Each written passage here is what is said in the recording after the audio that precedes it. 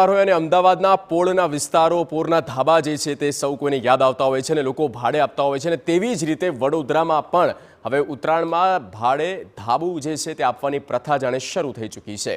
અહીંના ધાબાના ભાડા લેવાની પણ શરૂઆત થઈ। વિદેશથી વતન આવેલા એનઆરઆઈએ નહીં 18 થી 20 હજાર રૂપિયામાં ધાબુ ભાડે રાખ્યું। એક ધાબા પર 15 થી 20 લોકો ઉત્તરાયણ માણી શકે અને અવનવી મેજબાનીનો આનંદ માણી શકે તે વ્યવસ્થા સુવિધા ઊભી કરવામાં આવી।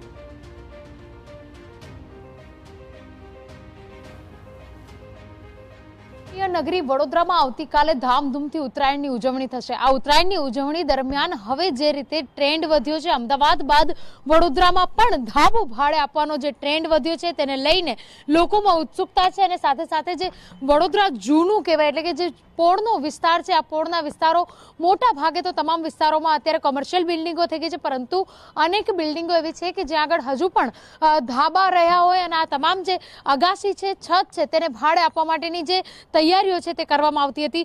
જે રીતે એનઆરઆઈ લોકો આવી રહ્યા છે અથવા તો જે પહેલા પોળ વિસ્તારમાં રહેતા હતા પરંતુ હવે પોળની બહાર રહેવા જતા રહ્યા, પરંતુ ઉત્તરાયણ એટલે પોળની ઉત્તરાયણ એવું કહેવામાં આવે છે, ત્યારે ધાબુ ભાડે આપનાર લોકો હાજર છે। તેમની સાથે વાત કરીશું કેવી રીતે ધાબુ ભાડે આપવાનો કોન્સેપ્ટ મગજમાં આવ્યો અને કેટલી ડિમાન્ડ છે તે વધી રહી છે।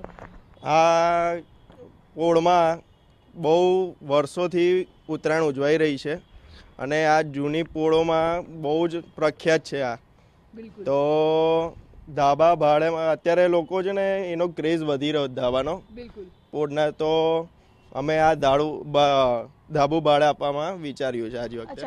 તમે ધાબુ ભાડે આપ્યું છે, કેવા એનઆરઆઈ લોકોની ડિમાન્ડ વધારે છે કે વડોદરાના જે લોકલ પબ્લિક છે તે લોકો ડિમાન્ડ કરી રહ્યા છે? એનઆરઆઈ લોકોની ડિમાન્ડ વધારે છે અહીંયા અત્યારે। અને સાથે જે ભાડું છે, કેટલા ભાડામાં ભાડે આપ્યું છે અને શું સુવિધાઓ જે ભાડે લેનાર છે તેઓને મળી રહે છે? ભાડું અત્યારે અરાઉન્ડ 20 to 22,000 છે। અમે ફેસિલિટીઝમાં ખાવા પીવાનું, ડિનર, લંચ અને એક કેરટેકર બી આપીએ છીએ જે તેમને એનઆરઆઈને સંભાળે, બધી ટાઈપની ફેસિલિટીઝ મળી જશે એમને।